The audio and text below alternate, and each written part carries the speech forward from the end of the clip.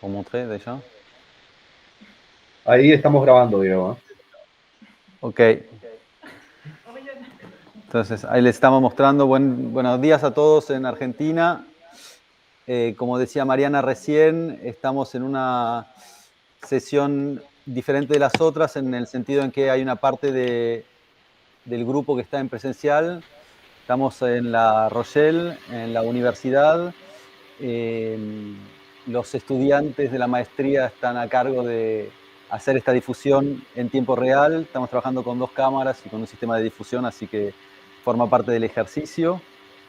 Ahí están viendo los estudiantes detrás de las pantallas que se ocupan de la edición. Bueno, para empezar, les tengo que decir que Anne Puech no va a estar con nosotros hoy, que está enferma y que lamentablemente no pudo venir a La Rochelle. La saludamos desde aquí. Voy a empezar con una rápida presentación de Anne, que es la persona que organizó este último encuentro, o que organizó con nosotros. Anne Puech es profesora titular en Historia y Artes Visuales de la España Contemporánea en la Universidad de Rennes. Su especialidad es el arte urbano, el arte público, el muralismo, el neomuralismo, el graffiti, el proceso de creación y de recepción. Es responsable de un eje de investigación en los espacios de habla hispana y portuguesa, de un grupo de investigación en la Universidad de Rennes que se llama el ERIMIT. Es coordinadora de la unidad de enseñanza à la rue, en francés, que es arte en el espacio público y sus interacciones, en la Escuela Universitaria de Investigación. Y es coordinadora de los intercambios entre la Universidad de Rennes con Argentina, Brasil, Colombia, Cuba, Chile, España, México, Puerto Rico y Uruguay.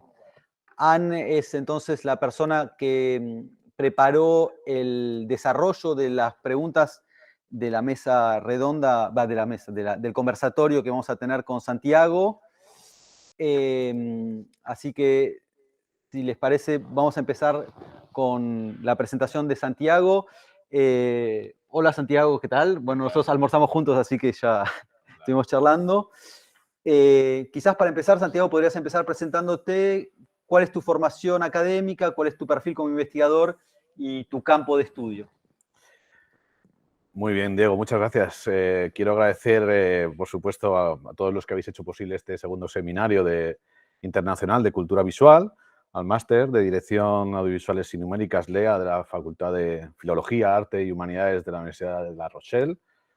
Y a lo mejor me dejo a alguien más, supongo que también el Instituto de Investigaciones Geohistóricas de Argentina y, bueno, en general a todos, si me dejo a alguien, ruego que me perdonen, a todos los que han hecho posible este evento y por invitarme. Siento que no haya podido estar Anne, pero bueno, estaremos con ella también. Ella, de hecho, también está aquí con sus preguntas y con el espíritu que ha impregnado a esta presentación. Me presento, soy Santiago Morilla, tengo un perfil triple como artista, investigador y docente. Me gradué en Bellas Artes, en la Facultad de Bellas Artes de Madrid, en la Complutense, y luego me especialicé en New Media Art en Finlandia, en la Universidad de Arte y Diseño en Finlandia. Soy doctor también por la Complutense y, bueno, aquí tenéis mi página web, santiagomorilla.com. Tengo, bueno, publicaciones, algunas obras, performance, documentaciones, intervenciones. Confieso que la página no está actualizada, aunque de hecho estoy ahora trabajando en un nuevo diseño más versátil y, bueno, lo que sí que está un poquito más actualizado es mi Instagram. No sé dónde mirar. Bueno, claro que las cámaras están ahí. Es verdad, cierto. Bueno, este es mi Instagram, que sí que lo tengo un poquito más actualizado.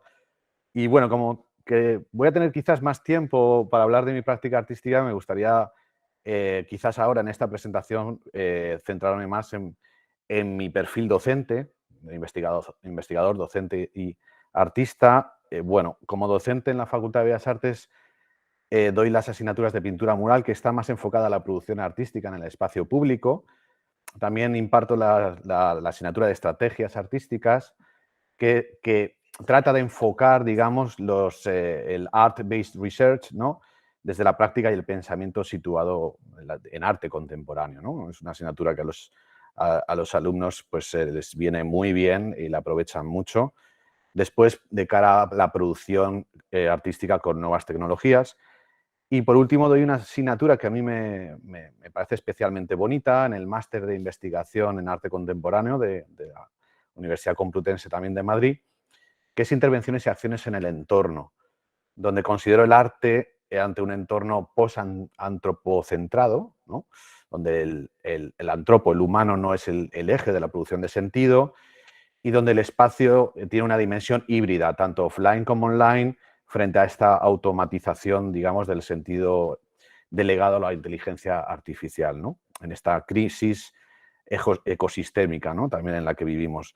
Ese sería, digamos, mi perfil docente como investigador. Bueno, esta es como una visualización rápida de mi tesis. Digamos que mi investigación se mueve en 3 nodos: el arte, la tecnología, incluyendo la cartografía y la visualización de datos, y la naturaleza, entendida como ecocrítica y ecología de los medios también. Bueno, la tesis la tenéis disponible en ePrints, bueno, online. Se llama Prácticas cartográficas del arte poslocativo y es una investigación de las diferentes estrategias contracartográficas, ¿no? Yo estoy muy interesado en cómo contraejercer, digamos, la producción de sentido hegemónico y representacional en el espacio público. Para eso hice un mapa semántico de mi tesis, ¿no? Y aquí podéis ver cómo orbitan las principales categorías de mi práctica de investigador, según su afinidad semántica. Veis que hay nodos como Luciano Floridi y Echevarría en la ética y en la filosofía de la información, las teorías postestructuralistas, aquí encontramos a Deleuze, a Guattari, sobre todo a Latour, ¿no? Y bueno, en los estudios visuales destacaría pues a Farocki, a Mirzoeff, y en arte la geografía experimental con Trevor Paglen. También está, bueno, Simon Becker o Forensic Architecture. Pero bueno, esto yo creo que viene bien como para ubicar la práctica artística en el espacio público a través de las prácticas de representación y contrarrepresentación, la neocartografía y la cartografía crítica. Por último, ya decir que tengo un grupo de investigación. No sé si, perdón, se ha ido el cable HDMI, bueno, que se llama Arte y Tecnosfera, que se habrá ido, perdón.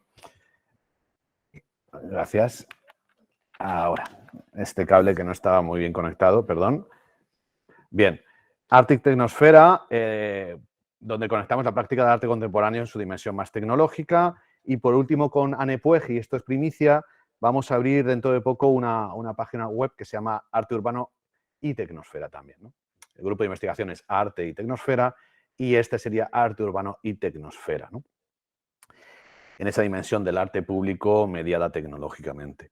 Y bueno, que me he extendido un poquito en mi presentación, pero creo que era necesario explicar este perfil triple, ¿no?, de artista, investigador, docente. No hago distinción, digamos, muchas veces entre la práctica artística y la, bueno, creación de una publicación o el diseño de un seminario, ¿no? Gracias, Santiago, por esta introducción. Quizás sería interesante que nos digas en qué momento la práctica artística se volvió una evidencia para vos. Bueno, esto es quizás como hacer como arqueología emocional, ¿no? ¿En qué momento? Pues mira, voy a decirte o voy a confesar a ti y a todos los que estáis viéndolo, un momento muy adolescente que tuve. Hablo de cuando tenía 17, 18 o 20 años, y en ese momento pues empecé a tener una pulsión de salir de mi blog de notas o de mis trabajos caseros o digamos de mi ámbito privado, ¿no? Y es esto, recuerdo con cariño cómo me obsesioné propagando un tag que es el de feo, con una flechita. Es el momento de los flecheros grafiteros de los años 80, 70, bueno, 80 no, 90 ya, yo tenía, bueno, en los 90.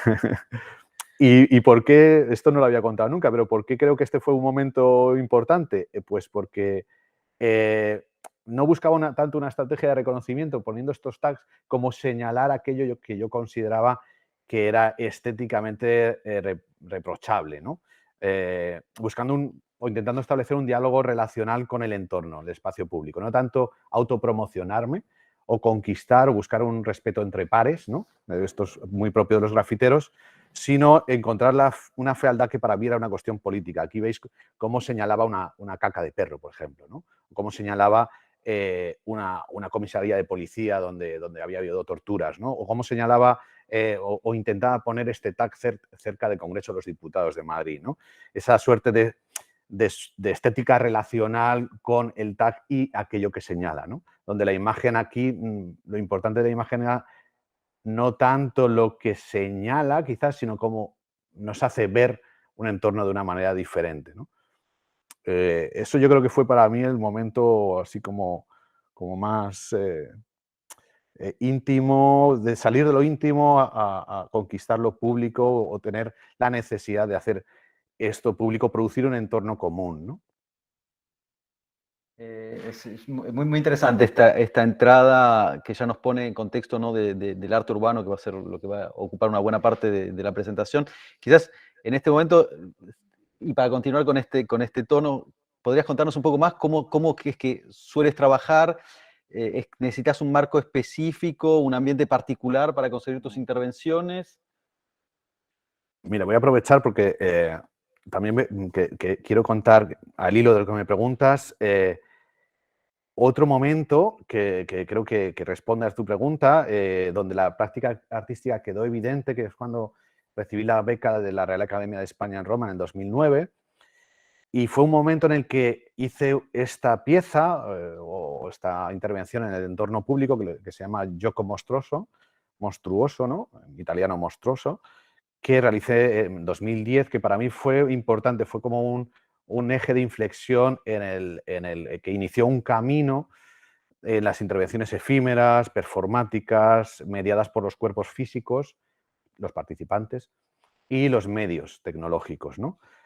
Con dinámicas activadoras, digamos, de la memoria del espacio. Es un retrato, o es un dibujo que hice muy esquemático, con cal blanca sobre un campo de fútbol en Montopoli, en un pequeño pueblecito de Sabina, en Italia.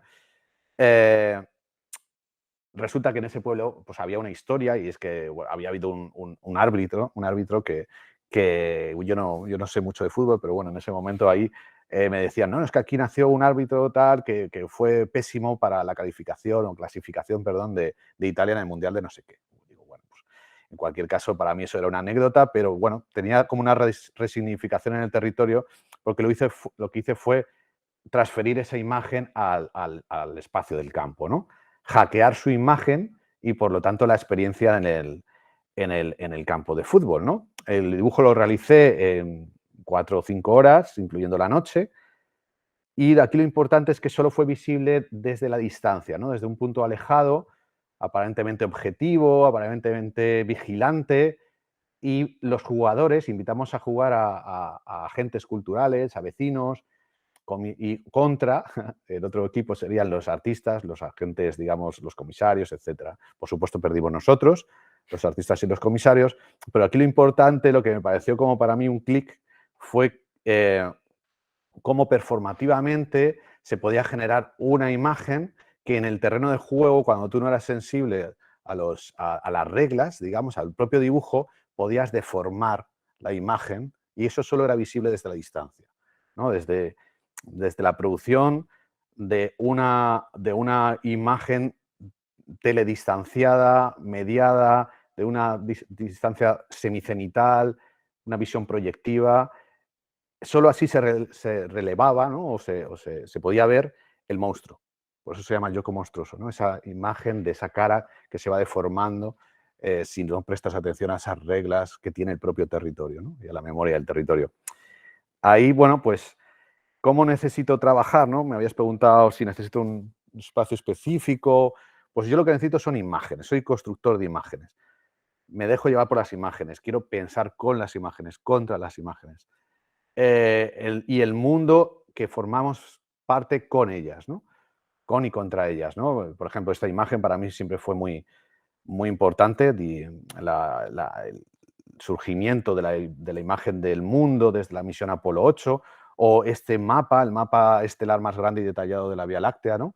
De la Agencia Espacial Europea, o esta imagen la primera imagen que se ha captado de un agujero negro en 2019. El objetivo para captar esta imagen fue toda la Tierra. Si la anterior imagen era la Tierra es captada por el objetivo, aquí es la propia Tierra con el proyecto Event Horizon Telescope, con diferentes telescopios en toda la Tierra, la que conforman una imagen del exterior, ¿no? Cómo se ha desantropocentrado, ¿no? La visión, y empezamos a mirar hacia otros planetas para terraformarlos, para buscar, digamos, un eventual futuro fuera del planeta. Esto es un trozo de basura espacial que cayó en Murcia, en Carlas Parra, en noviembre de 2015. Nos están llegando imágenes de materia, pero también es la imagen la que nos hace entender el mundo en el que vivimos, que ya tiene como signos de que es un mundo que está agotado para los humanos en cierto sentido material y simbólico, ¿no? Si no me inspiro por las imágenes, las creo, ¿no? Yo trabajo con imágenes, soy creador de imágenes. Este es un homenaje que hice en clave de geonavegación a Feminista, al cuadro del origen del mundo de Gustave Courbet. No sé si se pronuncia bien así. Perfecto. Y bueno, ya os digo, si no me inspiro por imágenes creadas por otro, si soy artista es porque creo esas materialidades posibles de la imagen, ¿no? O, por ejemplo, esta imagen que tenéis de un taller que hice en el Museo Thyssen, en Madrid, sobre las inteligencias no humanas, en concreto las plantas, donde monitorizábamos sus biorritmos, y eso generaba otras posibilidades de expresión, de cooperación, de compromiso con otras disciplinas extradisciplinares, entiendo el arte de una manera extradisciplinar.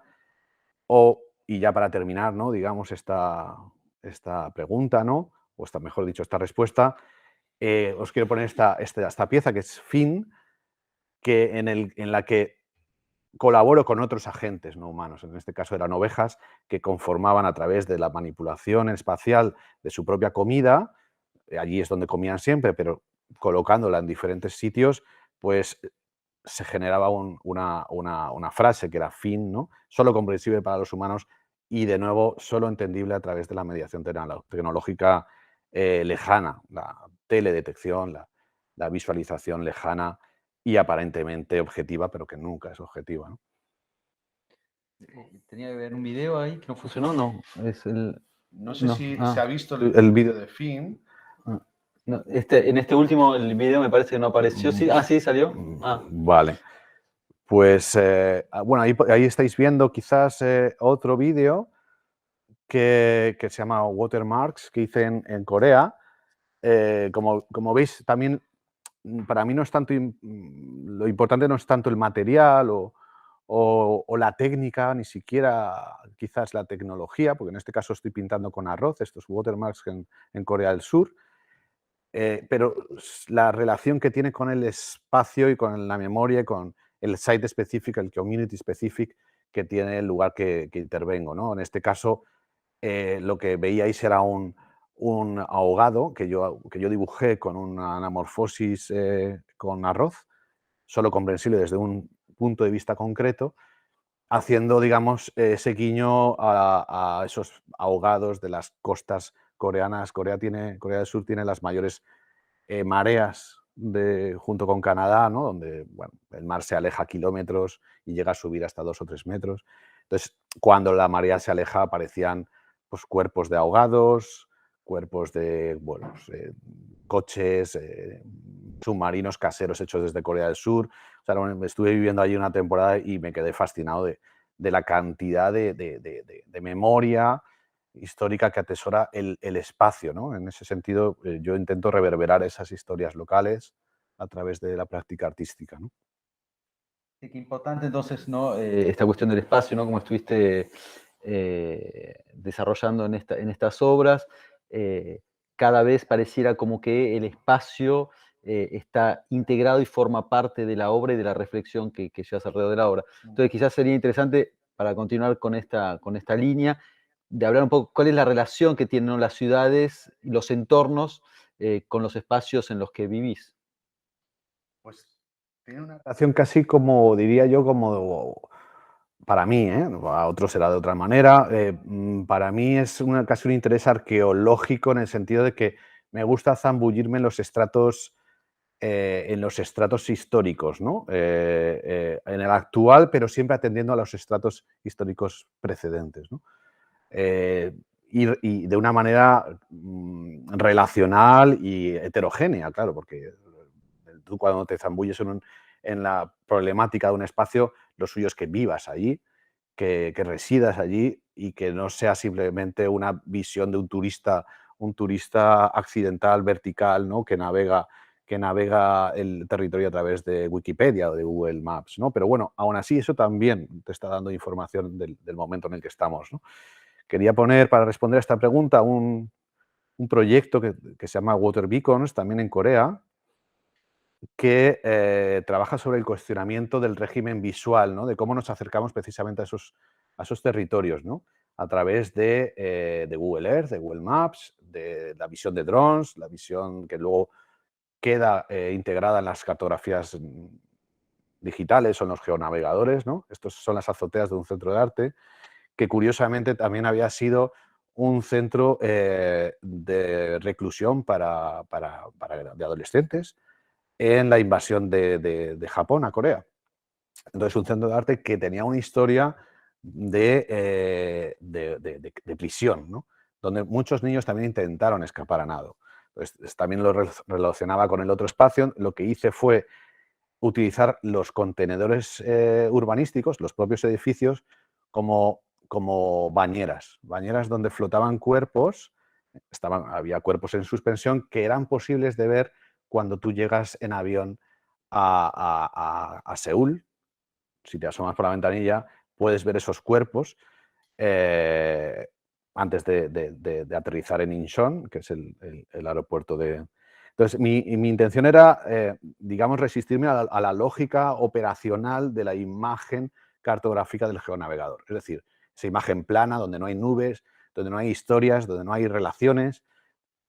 Si tú incorporas, digamos, un aviso a navegantes, una narrativa local conectada con el espacio a través de un medio, como puede ser Google Earth o Google Maps, ya estás poniendo, como decía, un aviso a navegantes, ¿no? Pues estás linkando el territorio con un trauma, en este caso un trauma ligado a esa ubicación concreta del espacio, ¿no? Y como veis, aquí lo importante son dos cosas, desde mi punto de vista: atender al site y atender al medium, ¿no? Es una práctica que tiene en cuenta el lugar donde se emplaza, donde se interviene, con un respeto contextual al lugar donde se interviene, y también que tiene en cuenta el medio con el cual se va a representar, o se va a interaccionar, o se va a difundir, o se va a viralizar, ¿no? Siempre en esta misma línea, quizás sería interesante que nos cuentes un poco cuál es el proceso en la concepción de la obra, cómo haces para apropiarte o para impregnarte del lugar, cuáles son las estrategias, cuáles son los procesos, cómo es que... Muchas veces me invitan o recibo becas de investigación o viajo, intento residir o establecer conexiones con los agentes culturales del lugar para hacer esa prospección estratigráfica, ¿no? Relacional y extradisciplinar, como decía. Os voy a poner otro ejemplo bueno, como yo tenía estas preguntas antes, pues he podido organizar, articular esta secuencia, ¿no? de preguntas y respuestas con ejemplos concretos, porque al final, como os decía, creo que son las imágenes, ¿no? las que articulan mi trabajo. Esto es un proyecto que se llama To Where You Came From, ¿no? Podéis volver por donde habéis venido, sería en español. Eh, es un trabajo de inmersión contextual, de nuevo, ¿no? Esto significa leer, investigar conocer la historia, la cultura, las tradiciones, el arte, las contingencias tecnopolíticas, geográficas de un lugar, ¿no? E incluso los cotilleos, los detalles o las particularidades de un sitio. Es decir, es una amalgama, digamos, de estímulos, pero que conforman una imagen, pues, de nuevo, aparentemente objetiva y general, ¿no? Esto es Castilla-León, Salamanca, la España profunda, la España rural. Aquí estamos viendo la España vaciada, que llaman, y que lo es. Fuera, digamos, de las metrópolis. Y esto es un proyecto que hice en el contexto de la crisis del campo, ¿no? Después de 2008, en 2012, una crisis que, bueno, después de esa crisis económica mundial, pues el campo español vivió una segunda crisis, una tercera, una infinita crisis, porque siempre parece que está en crisis. Pero lo curioso, y a mí me interesó actuar aquí, es que, curiosamente, este espacio, es un pueblecito que se llama Morille, había registrado muchos avistamientos ovni. Es decir, un campo que necesita ser rescatado, rescatado en el sentido económico, recibe muchos ovnis o dicen que ha tenido muchos avistamientos ovnis. Entonces, me gustaba articular como una respuesta desde el campo, a través de una intervención, una respuesta gráfica y performática para decir, mira, no necesitamos rescate, podéis volver por donde habéis venido. Es muy directo esto, ¿no? Es como una respuesta muy punky, ¿no?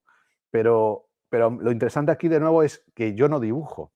Yo planteo esta mediación como artista que media con el territorio y es el propio paisano con su tractor el que está dibujando en su propio campo y saliéndose de esa lógica de su actividad diaria, de trabajar el campo, de explotarlo o de sacar el máximo rendimiento económico de él, rompe la retícula, genera un dibujo que se convierte en una respuesta directa a un sentido distinto al hacer de su día a día, ¿no?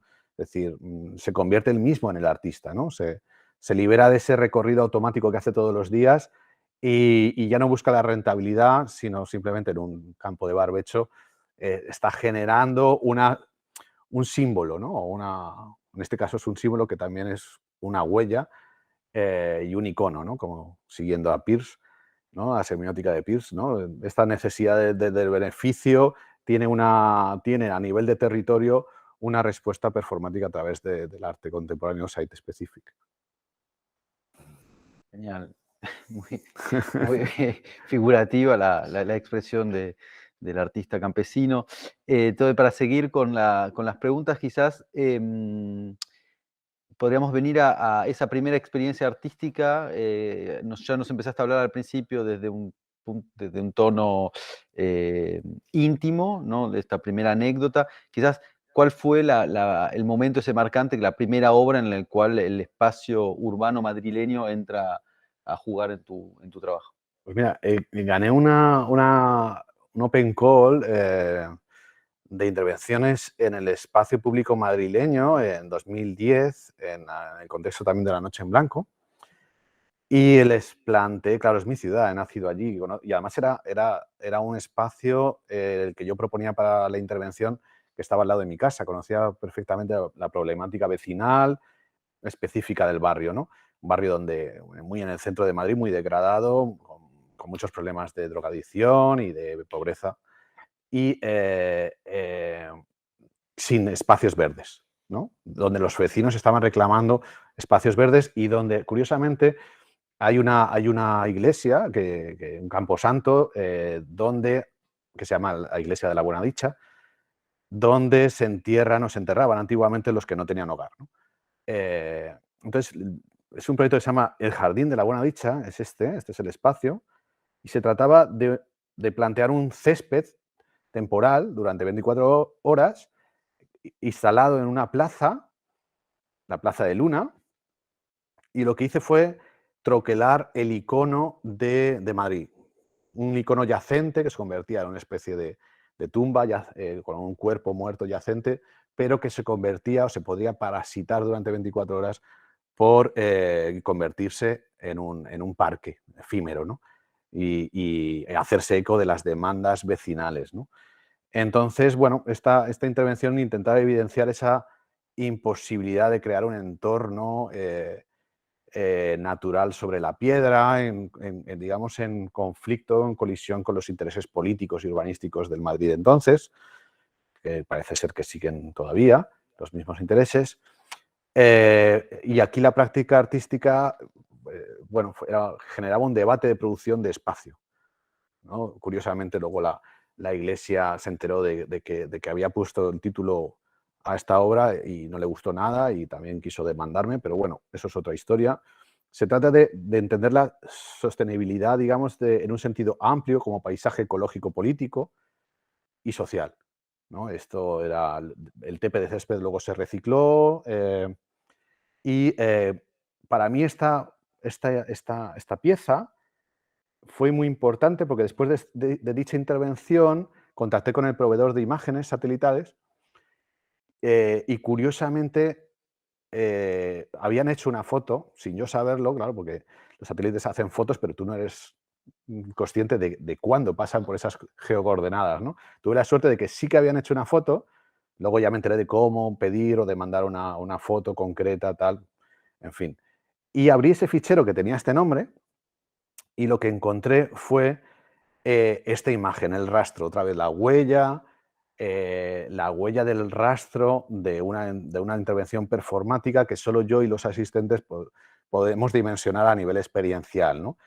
Pero que, sin embargo, para mí fue como también una cosa muy importante porque era como una sábana santa, ¿no? Como una transferencia, algo que había vivido y que se podía interpretar en una imagen muda y vacía, que antes sí que estaba repleta de historias, y a partir de ahí, bueno, pues establecé o investigué bastante más sobre la mediación tecnológica, la coordinación con digamos, las estrategias de representación a nivel global, satelital, y, y bueno, por ahí fue, digamos, una de las obras más emblemáticas en mi carrera, digamos, artística. Una gran producción, además vimos ahí en el video con grúas, digamos, sí. una producción de gran envergadura, además, ¿no? Bueno, luego no tanto, ¿eh? No tanto, ahí, cuando vemos el video parece... Sí, no, pero bueno, realmente luego los presupuestos de arte contemporáneo son... No era toda la Municipalidad de Madrid que estaba ahí para vos. Bastante limitado todo, pero bueno, aparenta más de lo que es a nivel de producción. Había un stop motion, es verdad que había un chico que hizo una producción videográfica muy buena, pero luego, bueno, en fin, realmente... se me olvidó decir que una de las cosas importantes es que, a lo mejor lo habéis visto, en el pecho del oso, en los pulmones, en colaboración con una arquitecta de B2B Concept, pues se generó un intercambio de plantas. Los vecinos podían traer sus plantas y hubo como un intercambio de esquejes sobre el cuerpo yacente, ¿no? O sea, que había un uso de reciclaje del espacio, de poder habitar la plaza de otra manera, pero además también de autogestionarnos con lo público desde también la dimensión de los no humanos, ¿no? Que para mí cada vez está teniendo más importancia en mi práctica artística. De hecho, bueno, no vamos a hablar hoy, pero bueno, aprovecho porque me lo trajo de regalo para mí un libro que publicó hace 2 años, ¿es esto, no? Esto es de este año. Está recién salido, entonces calentito. Justamente que habla de toda la experiencia de Santiago con esta relación a lo no humano en la creación artística. De lo que estamos viendo entonces, la obra es... el lugar del site specific tiene un espacio muy importante. Quizás sería interesante ya para una parte de la audiencia que no está al corriente, que nos definas un poco qué es lo que se entiende por site specific, y vos te considerás como un artista de site specific, o cuál es tu relación, digamos, con este concepto. Con esta terminología, ¿no? Yo creo que aquí voy a hablar también de Anne, de la colaboración que tengo con Anne Puig. Creo que todos los artistas o todo aquel que hace una obra en el espacio público, pues está siempre como bombardeado de estos clichés o estas terminologías, ¿no? Es graffiti lo que estás haciendo, es arte urbano, es arte público, es site specific. ¿Qué es esto, no? Hay como un poco de follón, ¿no? Como decíamos en España, un poco de amalgama de malentendidos y de territorios. Con mucho anglicismo también, Sí, ¿no? site specific, de hecho, sí, es un anglicismo.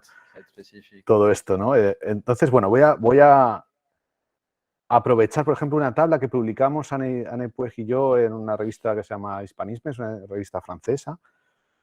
¿Qué es esto, no? En esta tabla, pues dividimos en tres lo que es el arte público, lo que es el arte público independiente, el graffiti writing, para dividir un poco y categorizar, bueno, pues qué implica cada cosa, ¿no?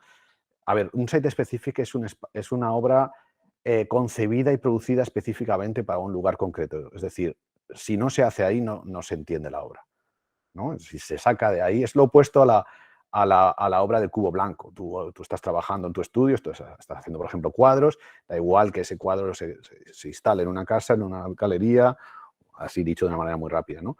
O en un museo, que lo importante está enmarcado en la obra, ¿no? No se relaciona con el entorno, ¿no? Y no interpela directamente al sitio específico donde está creado. Un site specific no, un site specific es una práctica que se creó, bueno, que se empezó a denominar así en los años 70 en Estados Unidos. Es una obra in situ, específicamente ubicada y concebida y producida para un sitio.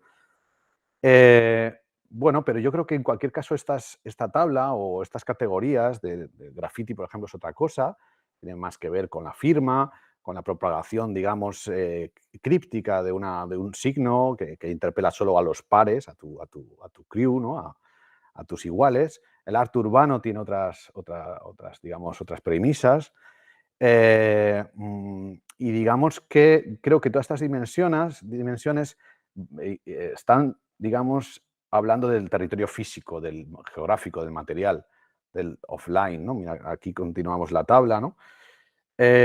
Pero creo que es eso, para mí el espacio ya no es un espacio solo físico, material, finito, con fronteras delimitadas.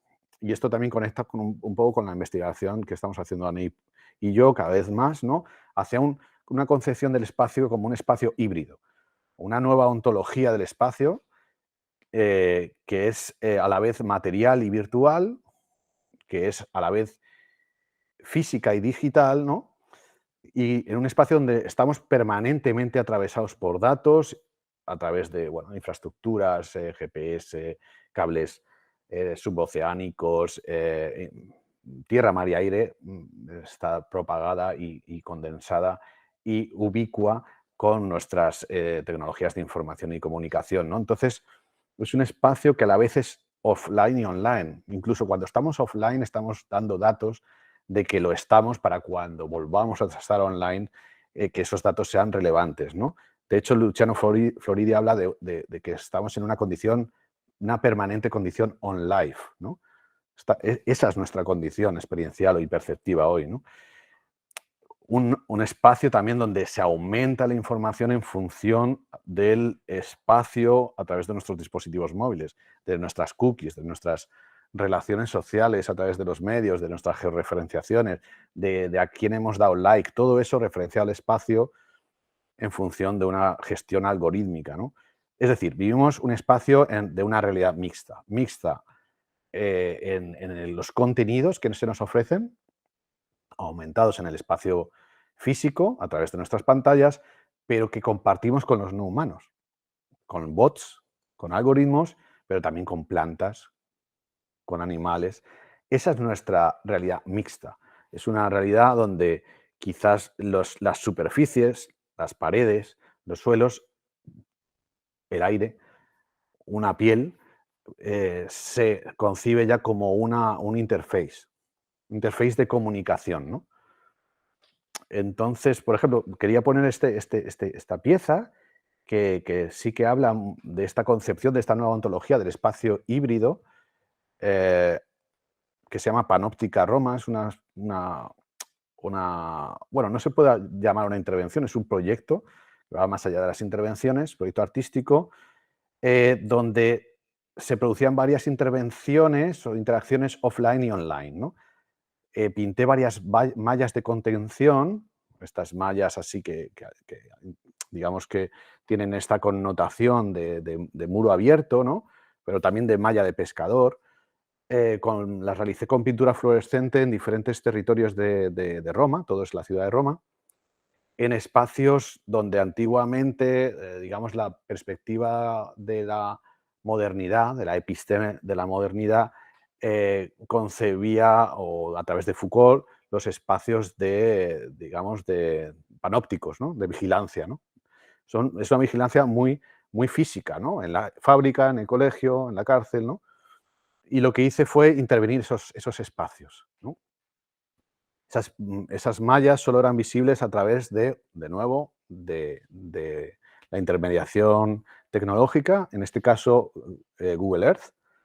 ¿Qué hice aquí? Interpelar la antigua biopolítica de la sociedad del control y confrontarla con la actual biopolítica pospanóptica de la sociedad del control informacional. Aquí la gracia estaba en que algunas intervenciones sí estaban hechas físicamente y otras intervenciones estaban hackeadas en la representación de Google Earth. Entonces, estoy poniendo en relación esa tensión entre qué es realidad, qué es ficción, cuál es la vigilancia, cuál es la vigilancia, ¿no? Autovigilancia que nosotros mismos nos ejercemos, y qué es verdad y qué es mentira en todo esto, todo este viaje, ¿no? que es el viaje por los territorios. Quizás para poder definir bien y que quede claro para todos, cuando decís que una parte es en real, es decir, son pinturas, grafitis, intervenciones que hiciste en el espacio Eso es. físico y que son captados después por los satélites, y otra parte son intervenciones que haces de manera electrónica Eso es. sobre los ficheros Eso es. de Google Earth. Entonces, es interesante acá hacer la relación con la cuestión del medio. ¿Cuál es esa relación que vos estableces con los diferentes medium que utilizás en los procesos creativos? ¿Y cómo eso integra tu...? Pues si yo me tuviera que definir, digamos, no sería tanto un artista, un poco al hilo de lo que preguntas ahora y lo que preguntaste antes, que quizás a lo mejor no te contesté del todo.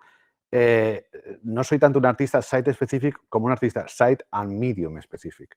Es decir, para mí es tan importante dónde se crea, en relación con qué espacio, con qué narrativa y con qué estratigrafía del espacio se conecta la obra, y además con qué medios se produce, ¿no? En este caso, por ejemplo, os quería hablar de, no sé si he contestado, Diego, tu pregunta. Es decir, el medio para mí es importantísimo. Es decir, no vale cualquier medio para contar según qué cosas. Hay cosas que son más efectivas y muchísimo más efectivas en el sentido, a lo mejor, poético, incluso, o comunicacional, en la dimensión más poética o más política. Depende de lo que tú quieras, ¿no?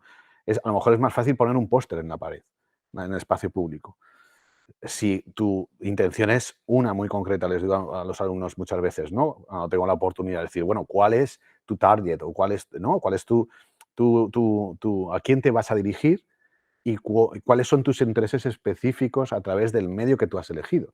Si es el dibujo, si es la pintura, si es la cultura, si es me voy a abrir una cuenta de Instagram para hacer según qué cosa, ¿no? Entonces, es importante como casar, ¿no?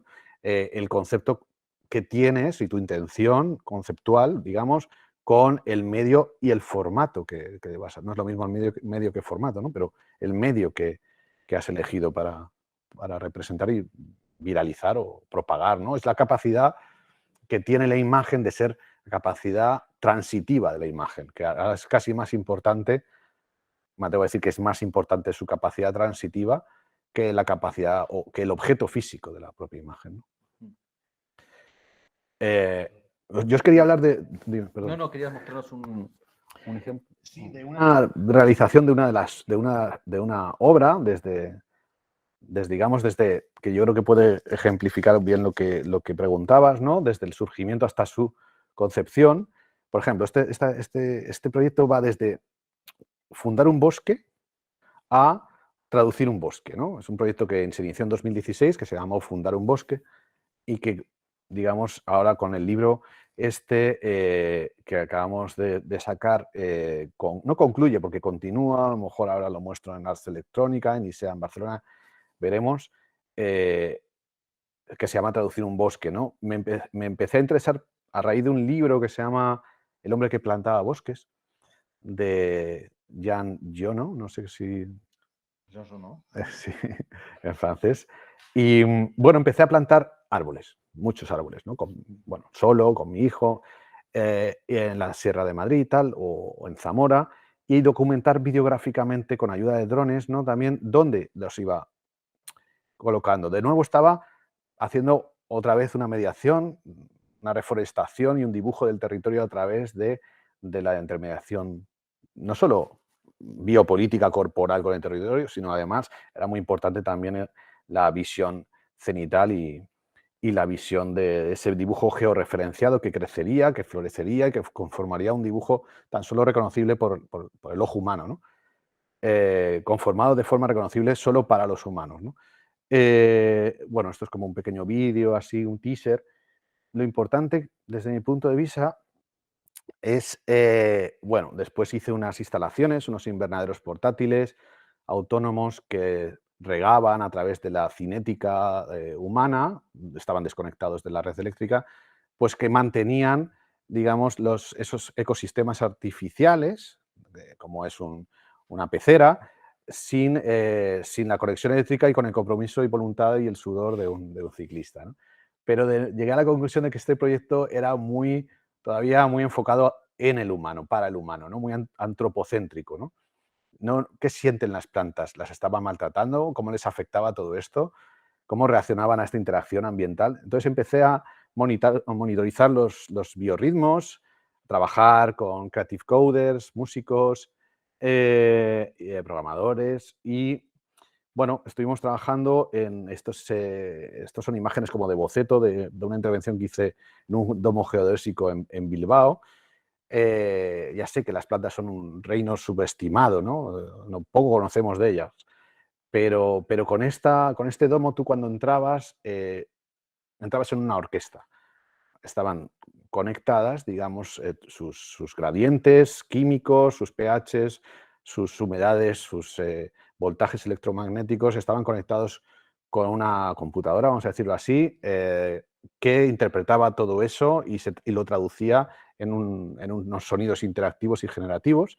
Entonces, claro, yo siempre decía, no, son ellas las que tocan, las notas las he puesto yo, pero son ellas las que están tocando. Eso generaba como una extrañeza, de nuevo, en esa intermediación de decir, bueno, las plantas están muertas, ¿por qué? Porque no se mueven, ¿no? Esa es como la tradición epistémica de la modernidad, ¿no?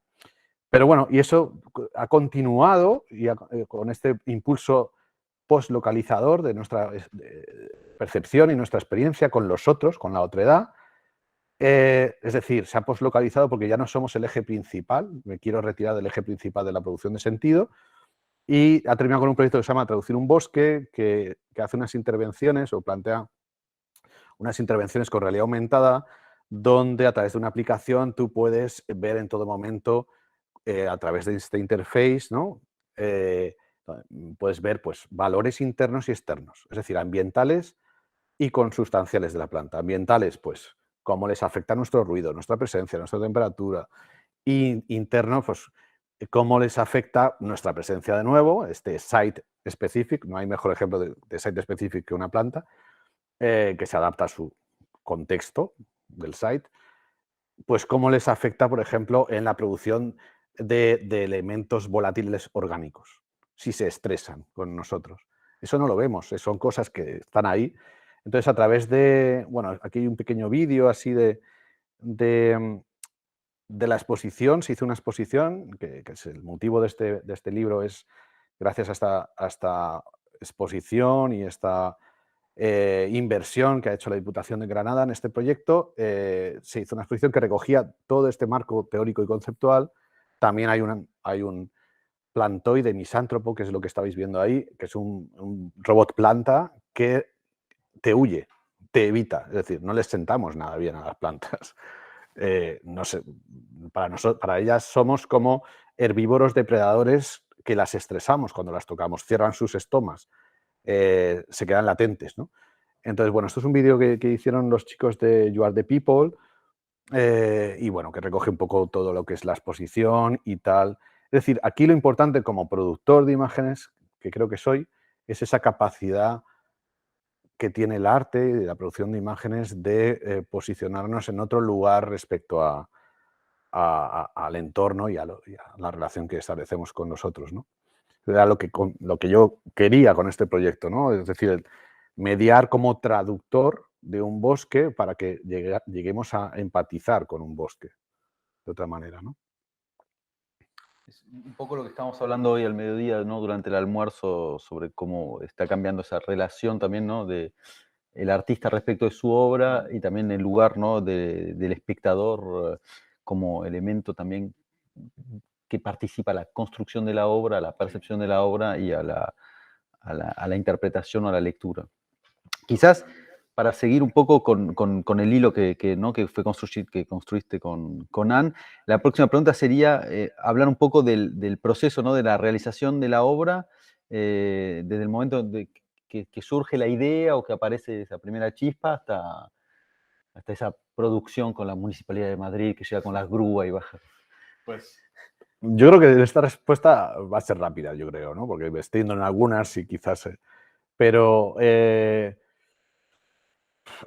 depende muchísimo, depende muchísimo de tantas condiciones, de tantos factores, de que los agentes culturales estén sensibilizados con el arte contemporáneo, que lo entiendan, que no entiendan que el arte contemporáneo es la autopromoción de un artista, de su gesto, de lo que yo siento, de lo que yo tengo dentro, sino que les puede, de alguna manera, establecer una mediación posible con otras estancias, ¿no? Es decir, si algo tiene el arte contemporáneo, es que quizás tiene un espacio privilegiado, se nos escucha de otra manera, ¿no? Entonces somos capaces de poner en el foco ciertas soluciones, imaginar otros mundos para ciertas problemáticas. Si eso lo entienden algunos agentes locales, vecinales, institucionales, pues de repente yo creo que, y si el artista se posiciona en un arte de investigación, y de producción del pro común y del espacio público, entonces hay match, ¿no? Pero claro, depende de muchas cosas. Depende de si hay interés por las dos partes y conexión, si estamos hablando el mismo idioma, si entiendes el arte contemporáneo como yo, como un bien necesario y público, y si el arte contemporáneo del que estamos hablando es ese y no otro. Sí, acá hay un término quizás que no aparece ahora en la grilla, quizás podemos hablar después, que tiene que ver con los derechos culturales, ¿no? Y que, bueno, justamente que reivindicar, ¿no? Que los estudiantes estuvieron trabajando, los veo ahí que se están riendo con Frédéric, sobre la cuestión del derecho cultural. No, y lo que veo acá, después voy a volver al hilo, es ¿no? cómo se van juntando estos diferentes elementos, ¿no? La cuestión del espacio y el lugar que ocupa el espacio en la concepción de la obra, en la cuestión del medio, que estuvimos hablando hasta recién, y ahora vemos también que aparece como todo ese ecosistema alrededor de esos dos elementos, porque claro, un lugar no es un lugar que está excluido de una política, de un tejido político, de un tejido administrativo, de un tejido de actores, que son los actores del terreno, que pueden ser los habitantes, pero pueden ser las administraciones locales y otros. Entonces, cómo también en el proceso va a entrar en juego toda una serie de negociaciones, de discusiones, de terminológicas, de ponerse de acuerdo y que... Y una didáctica también ¿no? de tu propia práctica. Y la suerte también, muchas veces. Y no, es verdad. Sí, el azar, sí, sí. La suerte de que estés en un momento quizás en el que seas más sensible a ciertas problemáticas o que tengas más capacidades de mediación y que estés bien acompañado, porque no estoy hablando de obras individuales, son obras corales donde el artista se coloca en un nodo de esa red, un nodo privilegiado porque eres el intermediador, a lo mejor entre el programador, el vecino, el que está haciendo las fotografías, el que está haciendo la página web, en fin, o el diseñador, en fin, o puedes hacerlo tú todo, pero en fin, yo creo que no todo el mundo llega a todo y está bien y creo que la obra se enriquece si no te vuelves loco, se enriquece si eres capaz de hacer esa coreografía casi como de director de cine, ¿no? O de director de producción. Creo que el arte contemporáneo está ahí. El arte que a mí me interesa es un arte en red, es un arte de estética relacional, es un arte que tiene que ver más con la con la cibernética y la teoría de redes sociales y culturales, y menos con quizás la política entendida como bueno, la representación tradicional en instancias ya arcaicas, ¿no? Como un museo o como un hemiciclo parlamentario. Bueno, es también esta cuestión de lo colaborativo, ¿no? Y del espacio que toma ese colaborativo, que retoma esa idea también de dialogar con lo humano y con lo no humano. Es importantísimo. Yo creo que nos va a dar la vida en ello. Bruno Latour habla del Parlamento de las cosas. Es decir, hay cosas no humanos que no están representados políticamente, pero que sin embargo se ven afectados por nosotros. Estoy hablando de plantas, de animales, pero también de quién diseña los algoritmos, ¿no? O sea, es decir, todo esto nos está modelando como humanidad, ¿no? Y sin embargo, vamos muy por detrás de ese parlamento de las cosas, ¿no? De donde todos están representados en un parlamento heterogéneo, múltiple y permanentemente dialogado. O sea, creo que tenemos instituciones antiguas para los tiempos que vivimos. Yo les digo mucho a mis alumnos una frase de Michel Serres, ¿no? Tenéis, digamos, un programa docente del siglo XIX en unas instituciones o en unos edificios del siglo XX para un alumnado del siglo XXI. Es decir, hay un desfase, hay una ruptura, hay un corte epistémico, ¿no? Y si no nos actualizamos en el momento presente, yo creo que es un esfuerzo, ¿verdad? Pero en el fondo lo sabemos. En el fondo sabemos que no estamos yendo con los tiempos a nivel de la producción simbólica. Cuando tú ves realmente lo que es el porcentaje de arte contemporáneo que la gente entiende como arte contemporáneo, creo que está hablando de un mundo que ya se ha acabado, con unas instancias y con digamos, unas articulaciones de lo que es el arte, lo que sale en las noticias, lo que sale lo que se estudia, incluso programas de investigación o incluso por artistas contemporáneos que se llaman artistas contemporáneos, que están haciendo un arte heredero, digamos, de los grandes pabellones de la modernidad, ¿no? Entonces, bueno, me estoy metiendo quizás en un territorio que no No, me habíamos... parece interesante. Yo voy a hacer una última, porque veo que el tiempo corre, te voy a hacer una última pregunta saliendo de no sé si después te dejo igual que vuelvas, si queda alguna imagen que quieras mostrar, pero para continuar digamos, sobre esta línea, no, me parece importante quizás para mí la cuestión de si no es lo propio de cada generación. Si para vos es algo específico del siglo XXI de hoy, o si los Beatles, para dar un ejemplo, tuvieron la misma pregunta. Es decir, para mí el conflicto está entre el patrimonio, lo que hablábamos un poco en el almuerzo, toda esa herencia que estamos recibiendo y qué hacemos con esa herencia para seguir hacia adelante. No podemos y no debemos romper y olvidar todo eso que nos lega el pasado, pero al mismo tiempo tenemos que vivir en nuestro tiempo presente. Entonces, ¿cómo combinar? Muy complicado porque estamos llenos de contradicciones y de desfases epistémicos, de nuevo. Yo creo, por eso me gustan las imágenes, porque las imágenes vuelvo otra vez a pensar con ellas y pensar contra ellas. Las imágenes nos están hablando de un mundo que por ejemplo, en esta imagen que saqué de internet, ¿no? De un anónimo, de un mundo en el que el ser humano ya no tiene cabida, ¿no? O sea, estamos cada vez más bombardeados de retóricas de la terraformación, de la búsqueda de exoplanetas, o incluso del solucionismo, como diría Morozov, ¿no? El solucionismo tecnológico, ¿no? La tecnología nos va a salvar y tal. Pero también de un negacionismo del cambio climático. Hay un libro muy interesante de Bruno Latour que se llama ¿Dónde aterrizar?, donde él dice que, bueno, realmente estamos desorientados, ¿no? Y que necesitamos estrategias de orientación política y estética ante tres problemas básicos que él enuncia, ¿no? Que es esta crisis ecosistémica, ¿no? Esta negación del cambio climático y el auge de diferencias de justicias, digamos, económicas y sociales, ¿no? Ese es el ecosistema en el que estamos ahora. Es un ecosistema en el que podemos jugar a que no existe, o podemos entender que vivimos en una red de codependencias simbióticas, en un compostaje, como dice Donna Haraway, en un compostaje de codependencias y de interdependencias y que tenemos que considerar a los otros.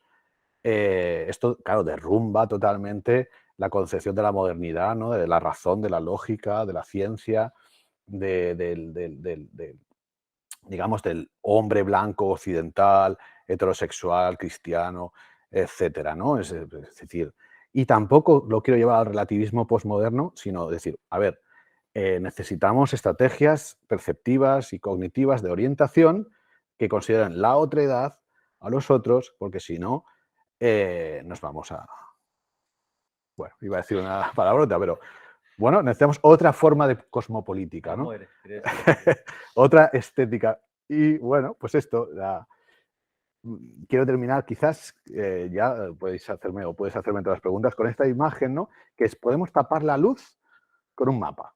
Podemos tapar la luz, ¿no? Con este cóctel de producción de imágenes que tapen la realidad a través de la ficción de un territorio, de la ficción de una producción artística, ¿no?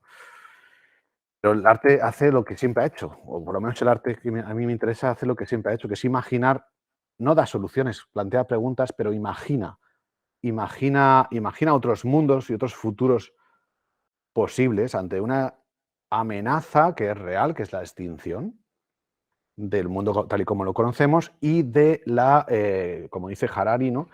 De la religión de los datos y del solucionismo, de la automatización de todos los procesos y todas las contingencias de la producción de sentido, ¿no? Pues esta es una de las grandes problemáticas de la inteligencia artificial, si no, digamos, no se controla o solo se controla, mejor dicho, por las plataformas, ¿no? Tecnológicas desregularizadas.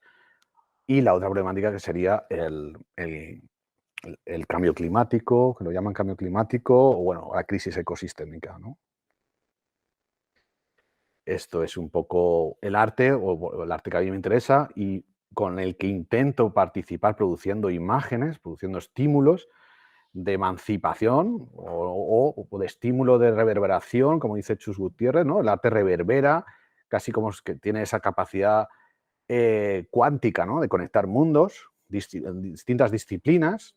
Yo soy totalmente fan y a favor de una práctica artística transdisciplinar, colaborativa en redes de producción, porque es que si no, al final estamos tapando la luz con un mapa. Nuestra luz, o sea, la luz que viene de fuera y la que nosotros queremos proyectar en una situación muy cortoplacista y muy egoísta, en el fondo también, ¿no? Donde el arte también puede participar de eso, pero el arte que a mí no me interesa, de un arte que hace fetiches culturales para el mercado, ¿no? Entonces, todo esto que os he planteado son proyectos, son muy difíciles de exponer, de vender, de tal, pues porque son proyectos que ya os decía al principio de la charla, que se pueden configurar como seminarios, como vídeos, o como libro, o como una charla contigo. O sea, es que es una práctica de pensamiento crítico y desde también el pensamiento de la tecné, ¿no? Del conocer haciendo, ¿no? Del conocimiento práctico, ¿no? Bueno, yo seguiría con las preguntas, pero me imagino que deben haber otros que van a querer tomar la palabra. Ya la imagino ahí a Mariana preparando las cuestiones, así que nosotros paramos acá y les abrimos el diálogo con ustedes. No sé quién quiere arrancar, ella la veo a Mariana, ya sabía yo que estaba lista para... Muchas gracias a vos. Ahí viene Mariana con la pregunta. A ver. No, yo primero, porque me mencionaste, nada más agradecerle a Santiago, excelente estuvo su presentación. A mí me surgen millones de interrogantes. Bueno, tuve la suerte no sé si se escucha, Diego, ¿se escucha? Perfecto. ¿Sí? Tuve la suerte de ver una de tus obras, Santiago, en REN, en el 2019, cuando hicieron sí. Qué bien, sí, una que hice en la azotea de la Universidad de Rennes con Ani. Exacto, sí, sí. Así que, no, súper interesante.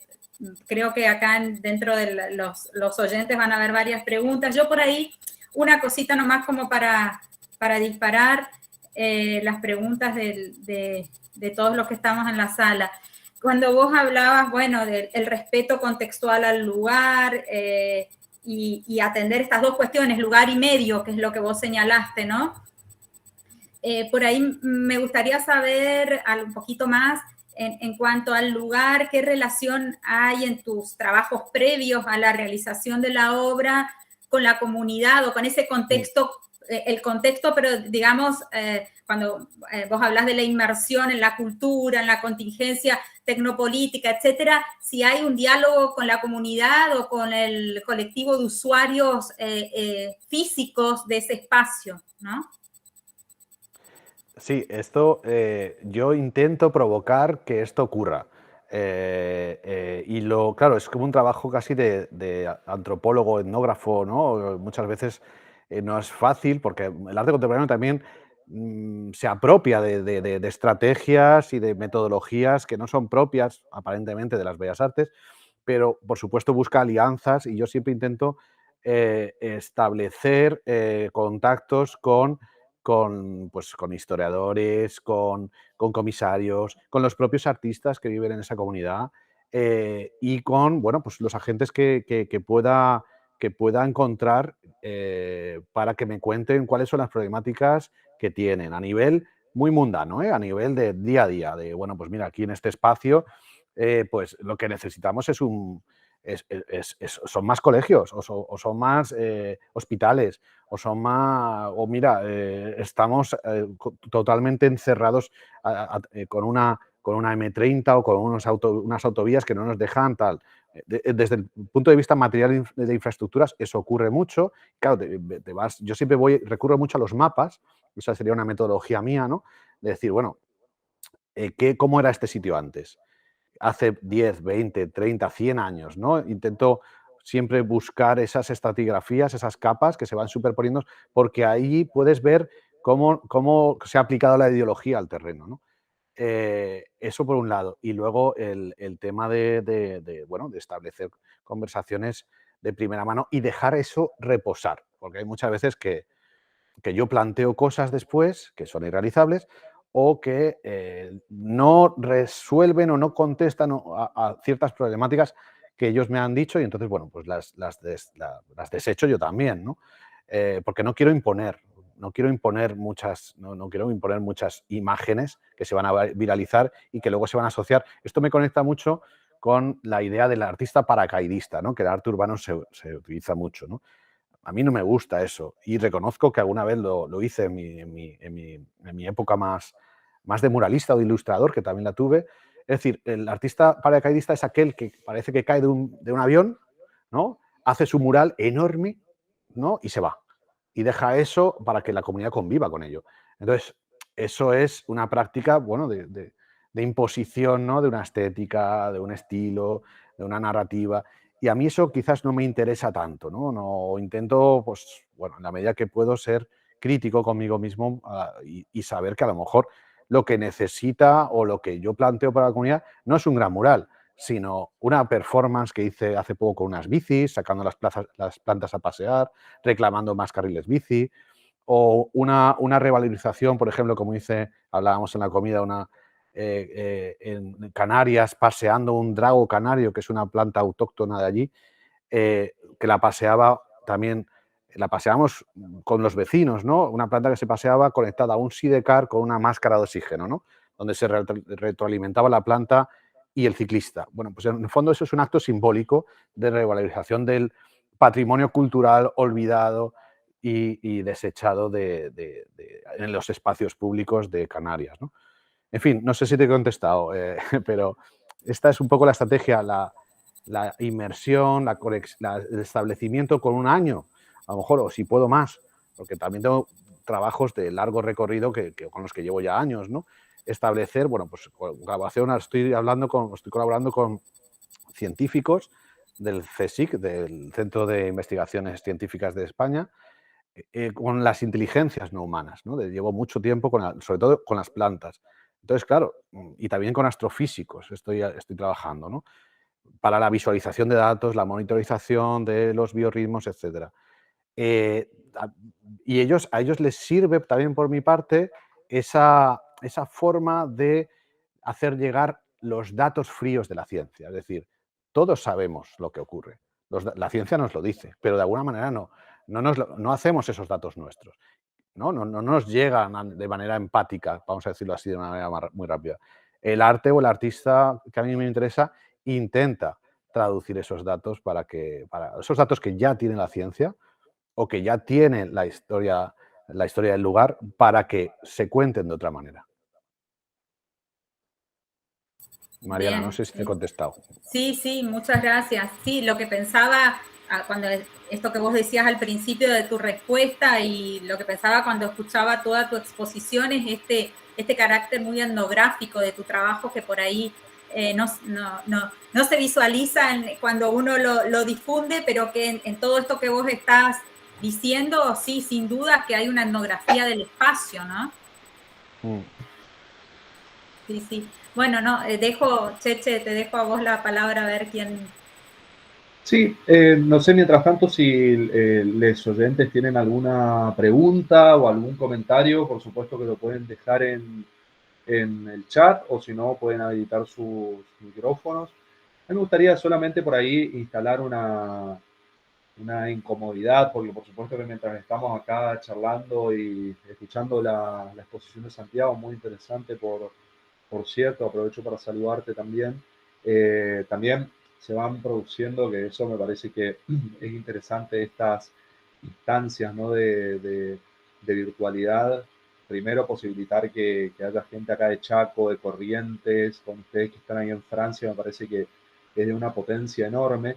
Y al mismo tiempo, justo comentábamos, ¿no? con amigos artistas que estaban escuchando, un par se retiraron, un par siguen acá, y pensábamos en cómo se genera una especie de incomodidad también a la hora de escucharte, Santiago, cuando se ponen en comparación ciertas metodologías de producción en tu trabajo, por ejemplo, y un poco lo que ibas comentando y lo que ibas mostrando, también da cuenta, me parece que está bueno para pensarlo siempre, en la cantidad de recursos disponibles que tenés para producir obra, que en general lo que nos sucede a nosotros, que somos docentes en una facultad de artes y que al mismo tiempo tenemos colegas que dan clases y que producen obra, o que producen obra y que por algún motivo están cercanos a la academia, o porque trabajan con investigadores e investigadoras, o porque tienen algún tipo de vínculo siempre, y pensaba en la precariedad de la cual se produce en nuestros contextos,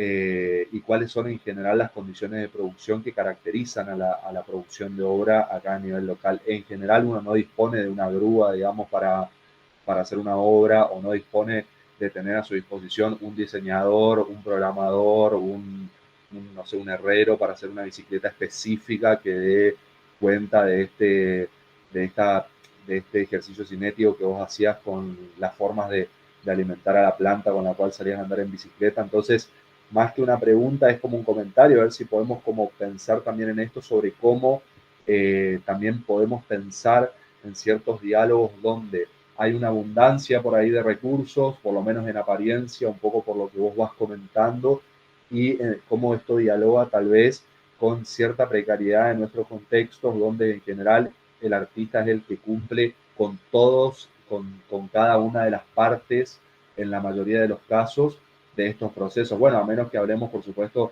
de artistas ya con muchísima más trayectoria y con muchísima más disponibilidad de recursos, que también los hay, ¿no? De hecho, esto ha salido también en la comida, lo hemos hablado.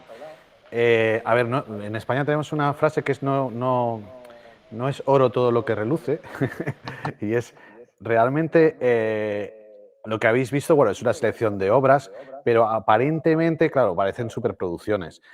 No lo son tanto. Es decir, por ejemplo, la intervención, con esto no quiero decir que no las haya, también las hay. Pero, por ejemplo, cuando yo dibujo con arroz en la playa o dibujo con un palo, eso es totalmente yo me lo guiso y yo me lo como. Yo también edito los vídeos y bueno, realmente los recursos que utilizo son muy variados y dependen del concepto. Con esto te quiero decir que realmente, salvo los últimos trabajos que son más de monitorización de plantas, que sí que tienen una ayuda muy precaria, si os dijera, digamos, la cuantía, alucinaríais, pero bueno, realmente se buscan alianzas con programadores y con gente interesada, estos mismos científicos. Simplemente lo que nos mueve es hacer una investigación desde la honestidad, ¿no? Entonces, los recursos materiales y económicos no son tanto como parecen. Cuando hay una obra muy grande en una azotea, eso es pintura plástica normalmente y suele ser bastante barata. Pero es verdad que hay una precariedad, depende de en qué contexto nos movamos. Yo a los alumnos, por ejemplo, les digo que lo importante es básicamente el concepto. Tú puedes hacer una obra maravillosa con un lápiz y un papel. Si yo elijo una serie de cosas, por ejemplo, cuando hice lo de las bicis, no las soldamos, utilizamos, claro, esto es como el backstage, ¿no? No me estoy justificando, pero es un poco para contextualizar que no es oro todo lo que reluce. Hay un backstage que es, vamos a reciclar las bicis que tenemos y vamos a establecer, digamos, yo no cobro, de hecho, el que cobra, si cobra alguien, es el que hace la bici.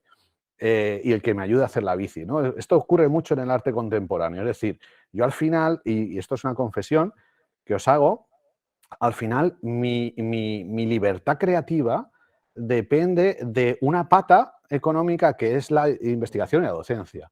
Es decir, que es muy precaria, como sabréis si sois docentes también, ¿no? Entonces, pero eso, sin embargo, también te da una libertad creativa y una libertad de producir y de autoproducir tus propias obras. Porque si yo tuviera que depender exclusivamente del dinero que me dan las instituciones públicas, en este caso, por ejemplo, he podido sacar un libro que por primera vez una diputación me ha avalado un proyecto porque estábamos en red, no solo porque estaba yo, sino porque había científicos y había un trabajo colaborativo con distintas estancias, ¿no?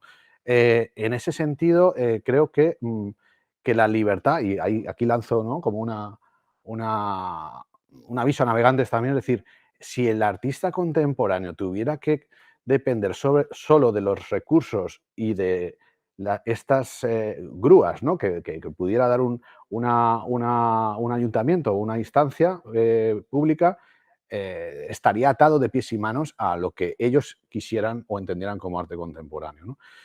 Entonces, bueno, yo rechazo muchas cosas, también lo digo, y solo acepto aquellas que, bueno, que tienen unas condiciones dignas de trabajo también para mis colaboradores, ¿no?, cuando los tengo. Pero bueno, Alejandro, en este sentido, lo que quería decir son dos cosas. Una, los recursos se tienen que adecuar a tus ideas y muchas veces una idea se puede hacer con un recurso muy limitado si es muy potente, un GIF o una imagen o un vídeo en Internet puede cambiar muchísimas más cosas que a lo mejor una mega superproducción en red con muchísimo dinero. Eso por un lado. Y también aplico ahí la autocrítica, ¿eh? Y por otro lado, es importante, yo creo, para el arte contemporáneo tener una segunda pata de financiación y de autonomía, ¿no? En este caso ya la he encontrado en la docencia, porque es que si no estás atado al mercado del arte, que eso es otro tema. El mercado del arte es tremendo. Es tremendo porque te condiciona la propia producción si quieres vivir de ello, ¿no?, muchas veces. Excelente, No sé, Santiago. Alejandro, si he contestado tu Sí, pregunta. sí, sí, absolutamente, porque sobre todo también he hecho un poco de claridad también de tus condiciones de producción, que si bien No te digo bien, son, un me parece momentito. que fuiste, Ahora, perdón, no sé si se estaba escuchando, ahora te oigo, que te perdón. decía que también tu respuesta es muy interesante porque echa claridad también acerca de las condiciones de producción, que suele ser algo que en estos espacios, digamos, donde estamos por ahí desandando algunos caminos y estamos tratando de entender muchos aspectos, ¿no?, de la cultura visual, conocer más acerca de tus condiciones de producción, me parece que es central no solo para los y las que hacemos investigación, sino también para aquellos que hacen obra, para poder problematizar también sus propios procesos y sobre cómo también uno teje estas redes, ¿no? Que en general es una condición, me parece, casi obligatoria hoy por hoy en el arte, a menos que uno esté haciendo por ahí un tipo de obra más tradicional vinculado a lo pictórico, a lo escultorio, que son muchas veces trabajos más en soledad. Cuando se empiezan a producir este tipo de producciones, ya sea Site Specific, esto que vos charlabas más temprano, instalaciones y demás, creo que en algún punto siempre hay intervención de otros y otras actores en esa obra. Así que muchísimas gracias por tu respuesta. Y no sé si hay algún comentario, alguna reflexión, alguna otra pregunta de los y las presentes en la sala. Pueden activar los micrófonos sin vergüenza.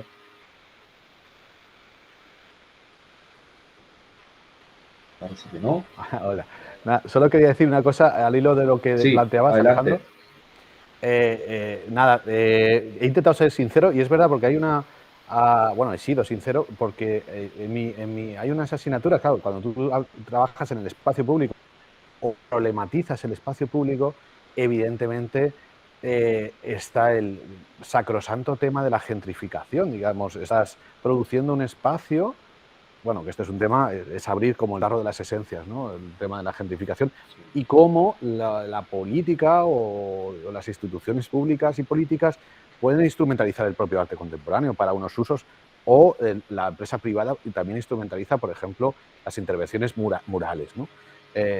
Entonces, yo les intento contextualizar mucho a mis alumnos, decir, cuidado, que en apariencia esto es digamos, como un festival de arte urbano, pero lo que van a hacer es tirar todos estos edificios de una barriada popular para construir sin haber en ese sentido, o sea, para construir, pues, yo qué sé, oficinas tal y cual, porque aquí hay una prevaricación económica y hay un tinglado de intereses ocultos, que por eso es importantísimo la contextualización, ¿no? La inmersión contextual.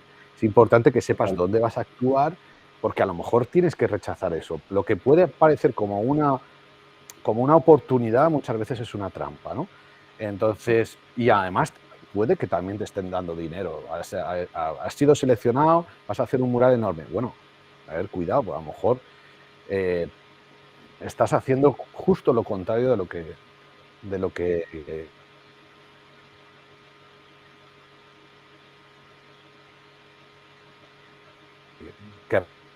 sin saberlo. Toda esa puntualidad es la que importa, ¿no? Y eso es importantísimo, yo creo, si trabajas en el espacio público.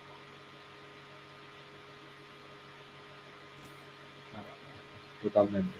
Bueno, muchísimas gracias, Santiago. Muchísimas gracias. Patricio, quería...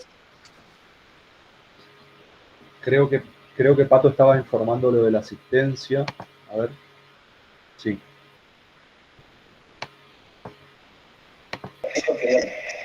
No, sí, estaba informando de la asistencia. Muchísimas gracias por la clase de hoy a ambos, muy linda. Y bueno, después cuando termine todo, tenemos que informar las consignas de trabajo final, pero eso para los cursantes, para que se queden un ratito nomás. Creo que si no tenemos más preguntas o comentarios, podemos avanzar con esa parte, Pato, si te parece. Sí, cuando ustedes Bueno, digan. entonces le agradecemos mucho a Santiago su exposición y a Diego la coordinación ahí.